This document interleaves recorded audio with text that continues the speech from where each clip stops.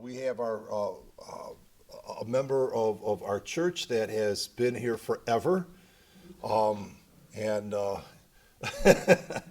forever is a long time. But he's been a good friend, and he's blessed. The Lord's used him to bless many people, and while I'm talking, I think most of you know him. And for you who, for those who don't, we got Brother Phil Paonessa here, and hi. and he's going to be sharing his testimony with us. So, brother, if you'd come on up, God bless you. Tell us about what Jesus did for you, brother. Get it, bro. All right. It'll be good. Well, with an intro like that, I can't wait to hear what I have to say.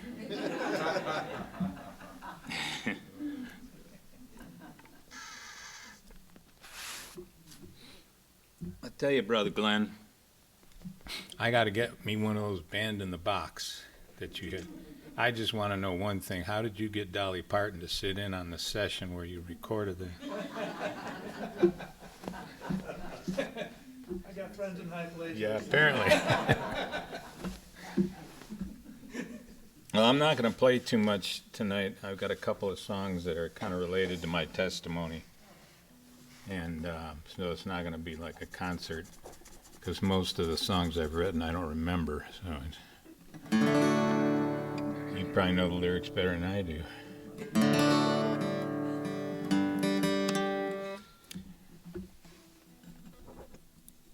This is going to be a testimony about foundations and how there's only one that you can have that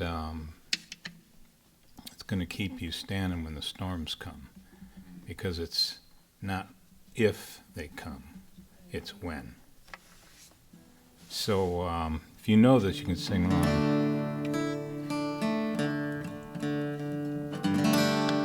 Before I begin, those of you who have heard me before on stage know that I will have a very long introduction and a very short testimony.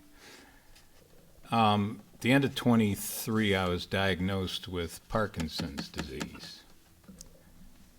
And it certainly changed the way I play. I went online and I found this nifty little guitar pick holder, so that when the strength in my fingers give out, it just kind of just stays there with me. I don't know who came up with the idea, but he probably had Parkinson's too. And then in early 24, I fell down the basement steps and spiral fractured this leg down here. And then that was kind of the year from hell, and but that's okay, because I've learned that if you're going through hell, just keep going. Don't stop for a picnic. So if you know this, sing along.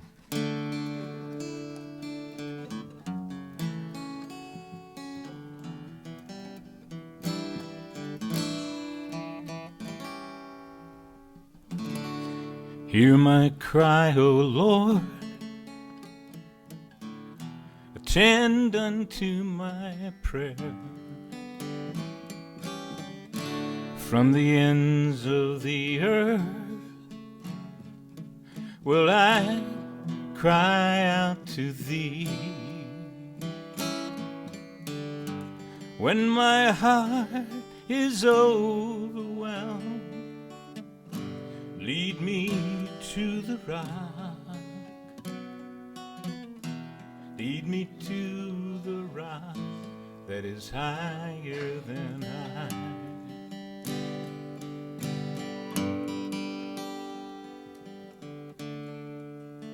For you have been a shelter for me, and a strong tower from the enemy. So when my heart is overwhelmed, lead me to the rock. Lead me to the rock that is higher than I.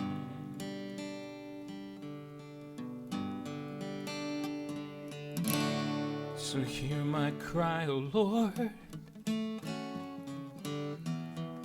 attend unto my prayer. From the end of the earth will I cry out to thee. From the ends of the earth will I cry out to thee.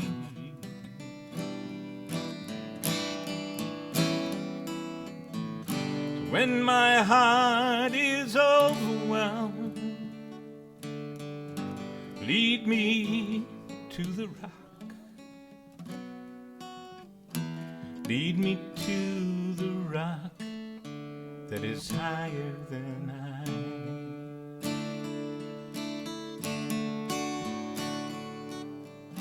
When my heart is overwhelmed, lead me to the rock. Lead me to the rock that is higher than I.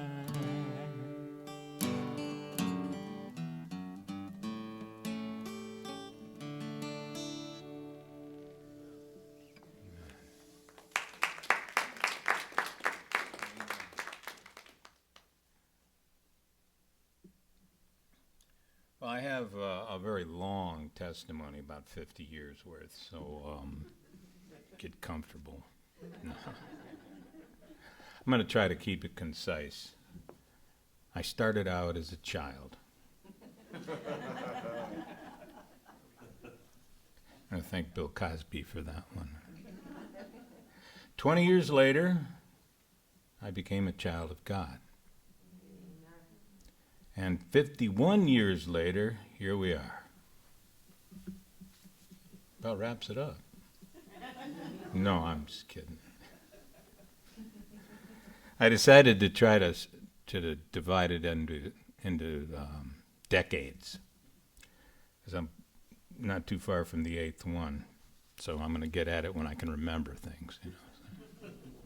Which apparently has already passed by, if you ask my wife. I was born in 53, and that was probably, the decade of the 50s is probably the greatest one when it comes to rock and roll. Elvis Presley, Love Me Tender. Now that's some music right there. Buddy Holly, that'll be the day when, you know that one. Maybe you don't. But then that was Buddy Holly, and there was Chuck Berry and Little Richard and Jerry Lee Lewis. He used to play the upper portion of the piano with his foot.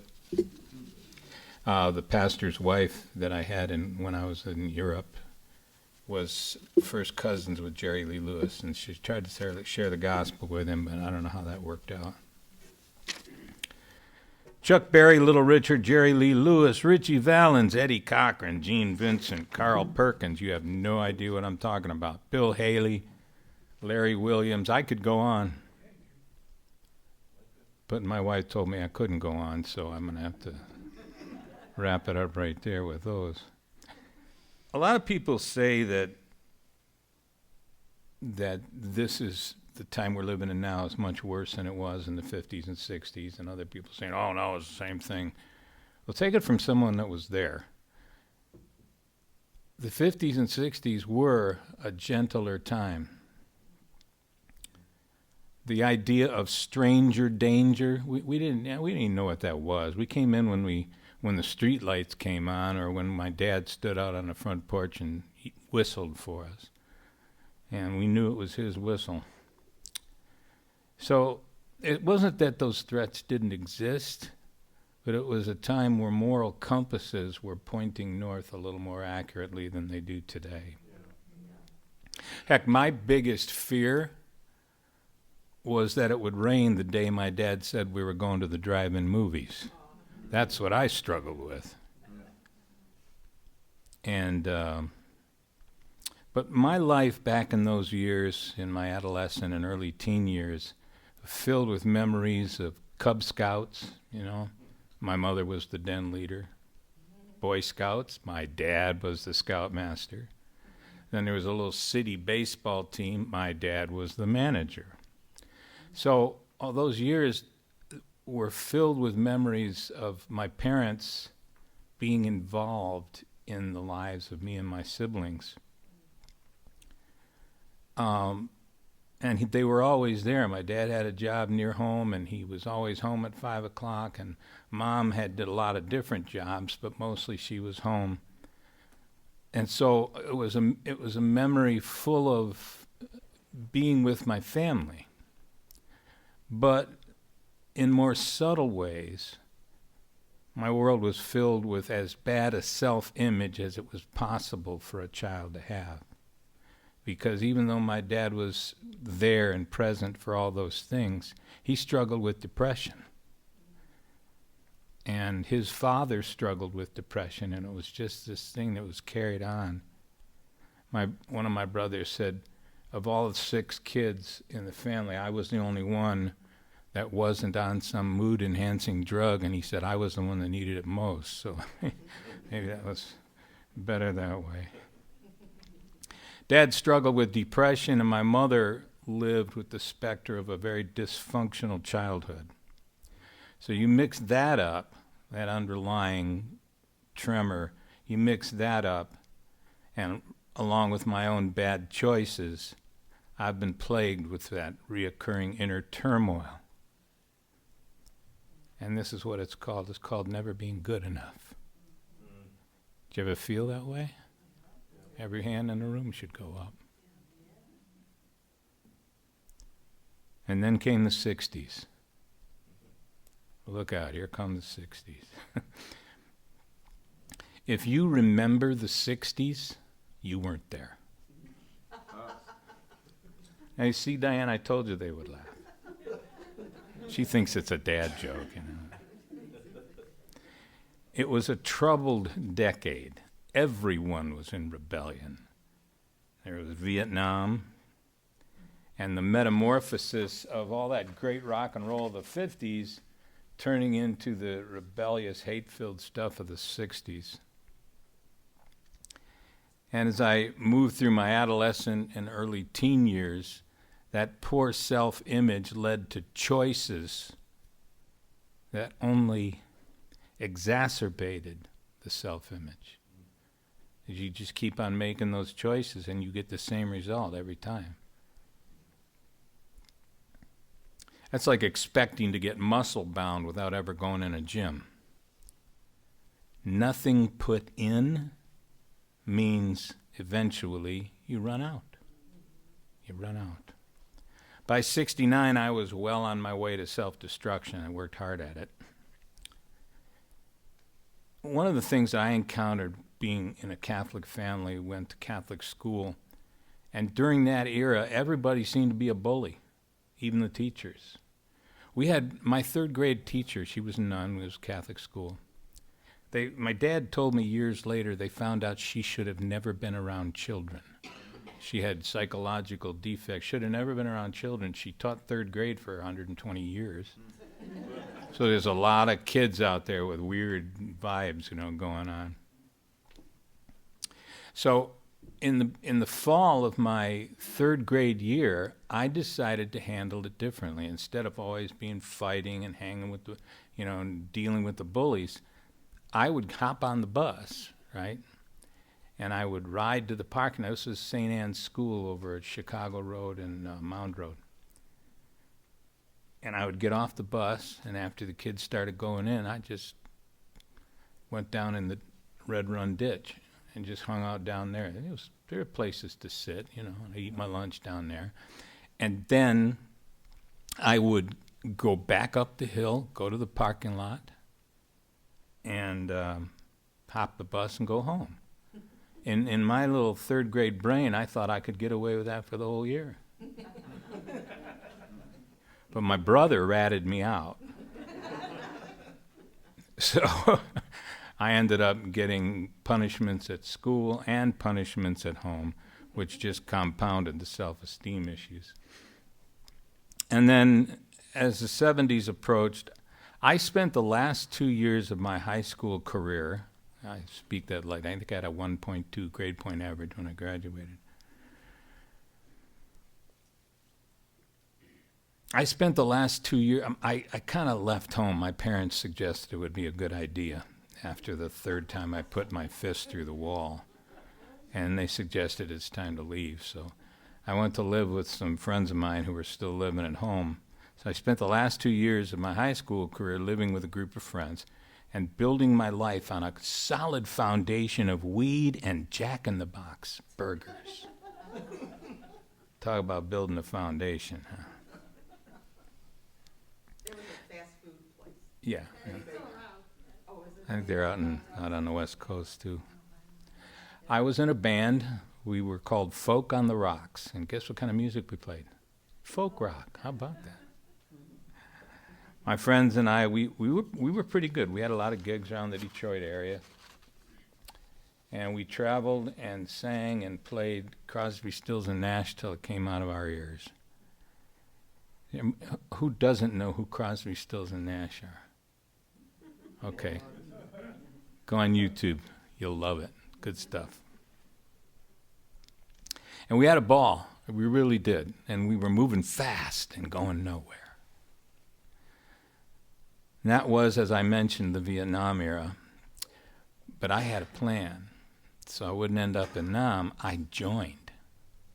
I joined in 71. But nobody told me that I'd end up in Vietnam regardless of whether I joined or was hired by the draft board. But that was 1972. And in the spring of 1972, the U.S. started pulling troops out of Vietnam. So 2 weeks before I finished my training, the orders were canceled. Am I not loud enough? Okay, cool.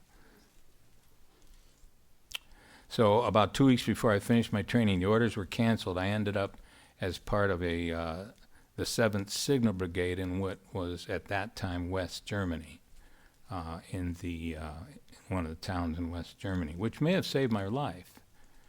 And I celebrated the saving of my life by getting high. And it was hash this time and not weeds. There wasn't hardly any weed in Europe at the time, but there was plenty of hash. So that was my go-to. But after my first alcohol-induced blackout, how many of you know what a blackout is? It's just a section of your life that's gone, sacrificed. I decided it was about time I got squared away. But, you know, when you make a decision, that's only part of it. You've got to follow through with the decision and start walking. So I think God figured I needed one more kick to get my attention. And I got it on New Year's Eve of 1972. I had a good friend who had set me up with on a date with a nice German girl, and I was really excited, you know, and I got my best clothes on, and he forgot. He forgot to come and pick me up. He was probably already ripped. So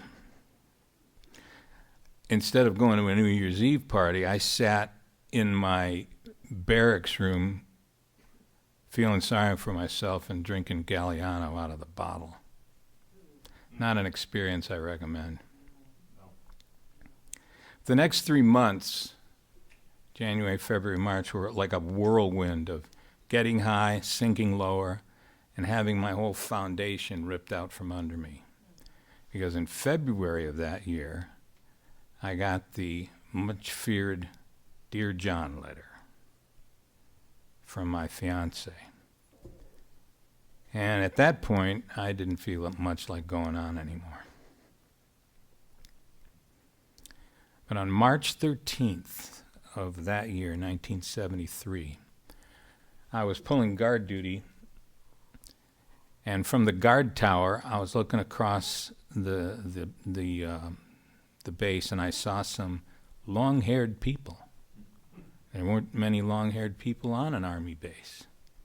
And they were putting a sign out in front of the mess hall. And it said, Christian Coffee House tonight.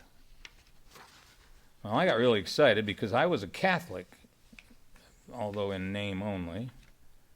And I figured that qualified me as a Christian. And my experience with my band in high school, and that's what we did. We played coffee houses. So I got all excited.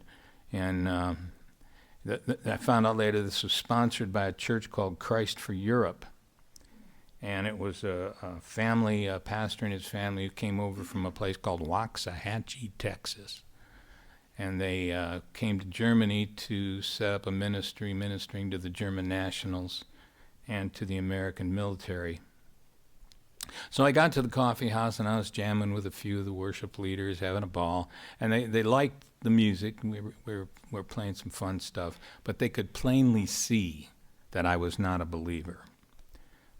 My pride was out front and center. And not only does a seasoned Christian see it, he smells it too. And pride can be a pretty stinky thing.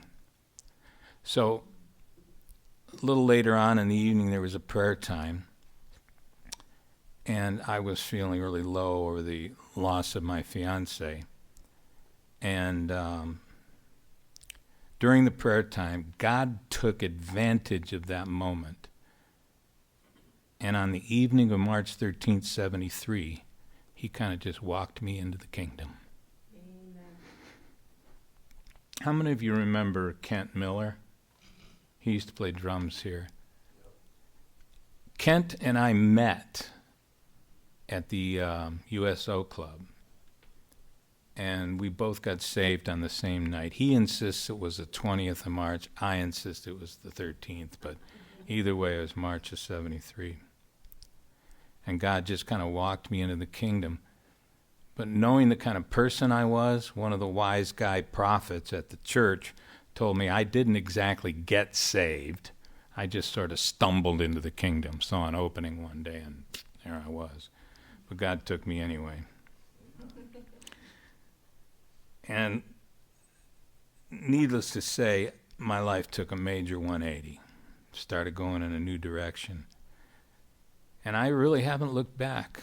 It's something you got to come to a realization of, is there's nothing to look back for. You can't bring that stuff up to the present. That's why we get so depressed and failed at our attempts to anesthetize ourselves, because it never works. It just doesn't. So my life took a turn, and I haven't looked back, but that's a key to avoid running into the walls of your life. Just walk the walk, and you avoid unwanted collisions with guess who? Number one. We're always colliding with ourselves. There's an old musician from the 70s, Barry McGuire. He said, I was running, and every corner I turned, I'd run into me. So that's what you're dealing with. You don't need to look any further than that nose in the mirror for who you're really dealing with.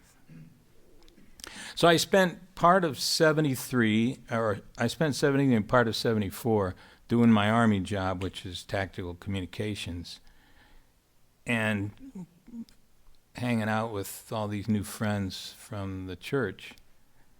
And we started doing street meetings and going to other churches to minister with music, and it was really a lot of fun. But I also spent many hours with the pastors and the teachers studying the Bible. And then we'd take those scriptures and turn them into songs and head out to the street and share them with the people around the place where we lived. And then for the final few months of 1974, I was, here's the air quotes, right? I was volunteered by my first sergeant. Where was I? Okay, yeah. I was volunteered to be a part of a small communications team that was sent over to Egypt up by the Mediterranean Sea. and our job was to provide communications at 3 locations along the Suez Canal. In the Arab-Israeli War of the previous year, they had sunk a lot of barges and submarine netting and all kinds of crap in the canal, and our job was to provide communications to the choppers and to the boats and everything who are there to, under the NATO agreement, to clean out the canal. So I got an Army Commendation Medal for my service there, and I got to bring home a lifetime of struggling with malaria. I didn't ask for that, but that stays with you.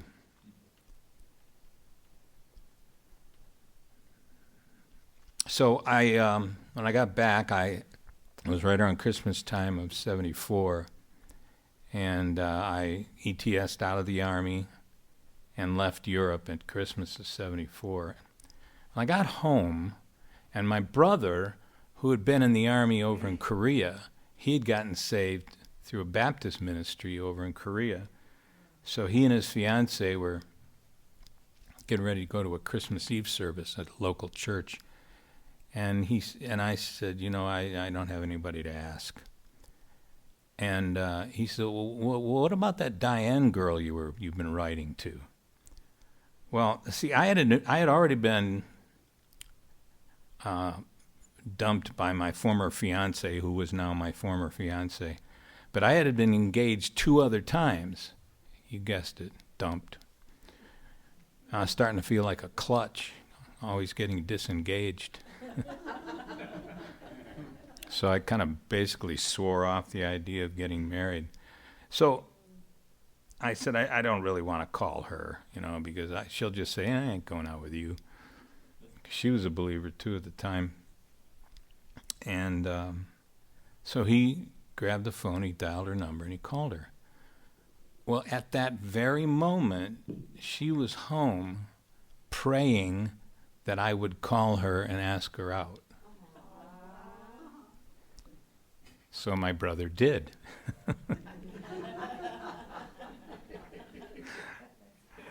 So he asked her if she wanted to go, and she came with us. We had a ball. We were doing donuts in the parking lot in the car and having a snowball fight and just all the kind of fun stuff you do at a time like that.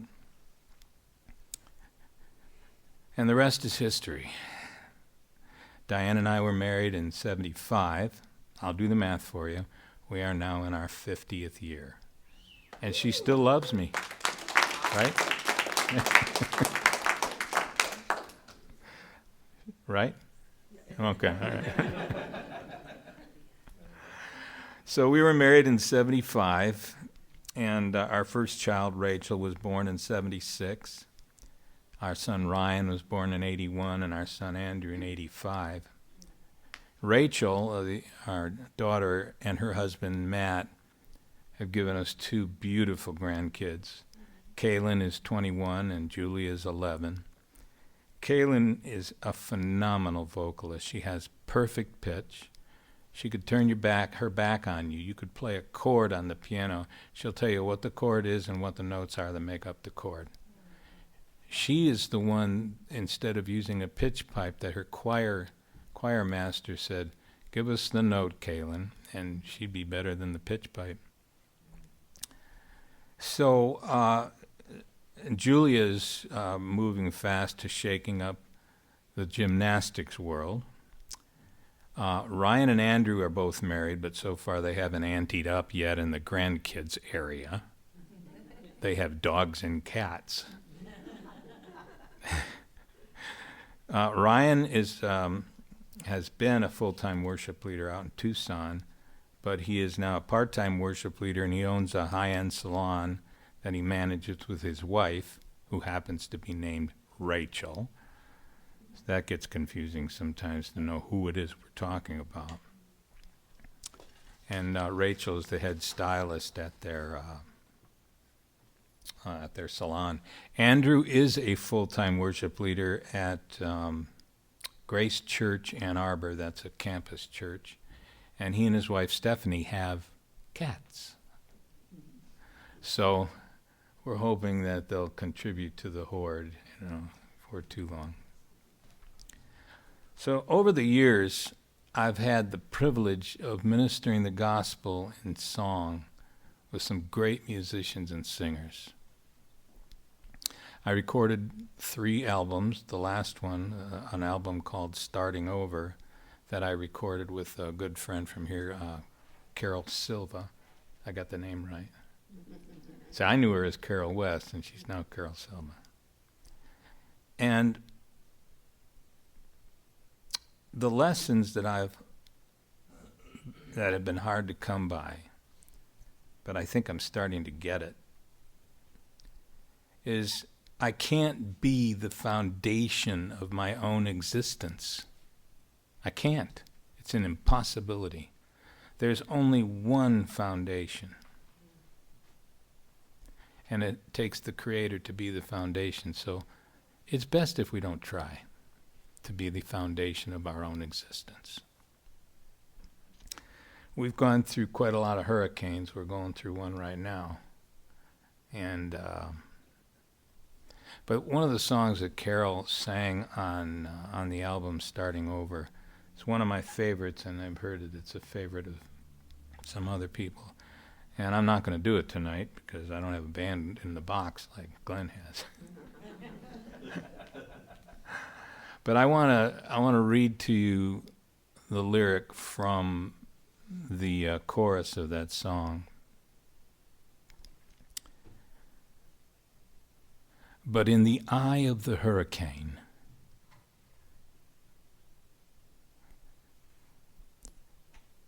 in the center of the storm, in the chaos, there's comfort. A harbor safe and warm. The strong winds may blow, but they can't change what I know. When I hold to the rock that the winds can't erode. If you get anything out of what I've shared with you here, get this. Let Christ be the foundation. And then nothing can sink you. Nothing.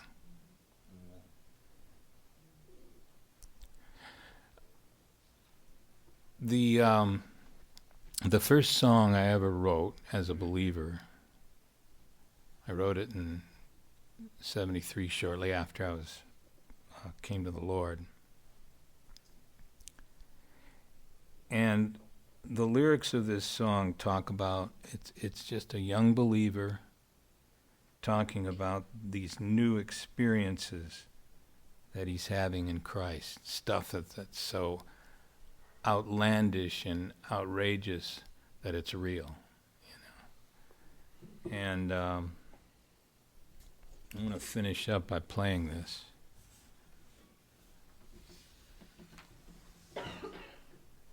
And if I get the lyrics wrong, Diane, just bear with me. That's not the way it's played. Okay, I wrote it. I can do whatever I want.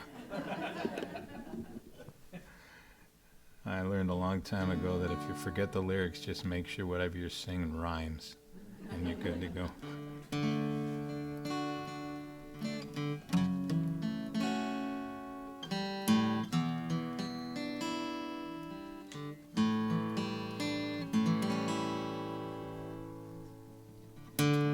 How I love to sit, listen to the Lord, tell him all the things in my heart.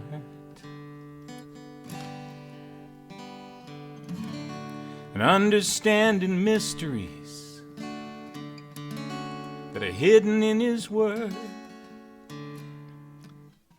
These are things they surpass my most happy day.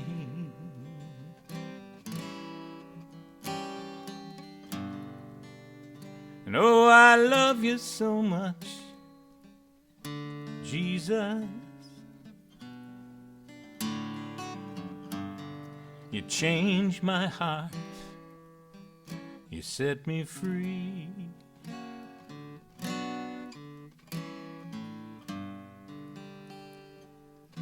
I love you so much, Jesus. Before I ever knew you,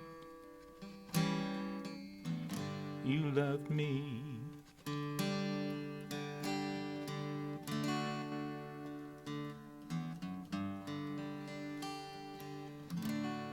And then when you're walking with the Lord, start to go astray, and you just don't know which way you should go.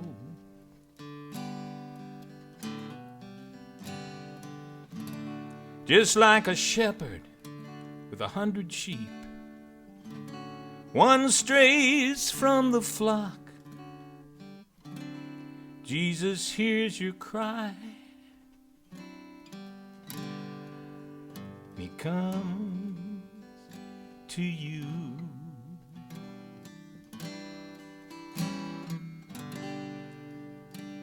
And oh, I love you so much, Jesus.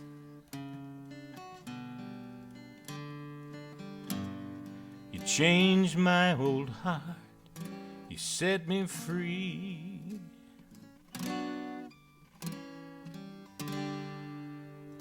Oh, I love you so much, Jesus.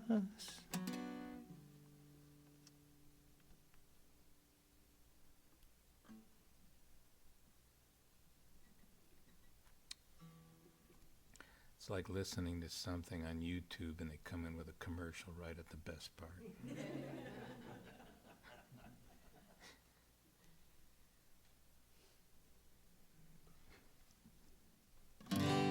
And oh, I love you so much, Jesus.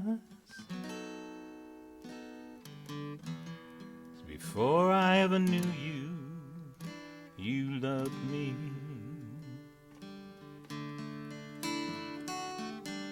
There was sadness and loneliness in my life.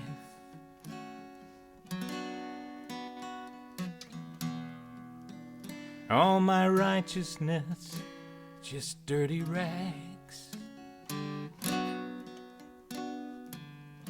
When I tried to build my castles out, building blocks of sin, you know, everything came tumbling down on me.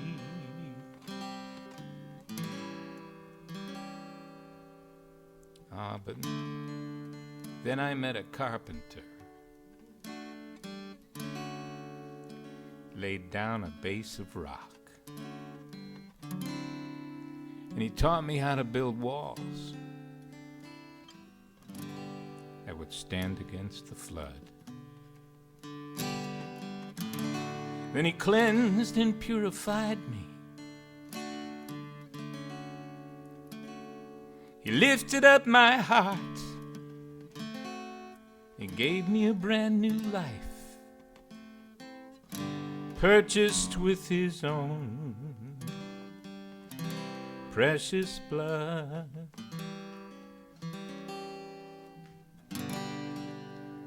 Oh, I love you so much, Jesus. You changed my heart, set me free.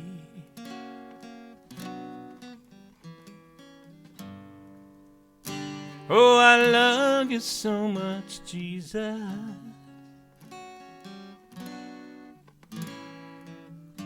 Before I ever knew you, you loved me. Sing the last part with me. I love you so much. Oh, I love you so much, Jesus. Changed my old heart, set me free. You changed my old heart, you set me free. And oh, I love you you so much, Jesus. 'Cause before I ever knew you, you loved me. Before I ever knew you, you loved me.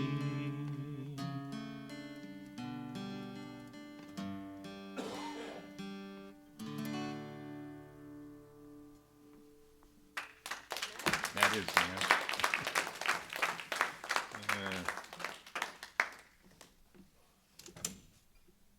You're on, bro.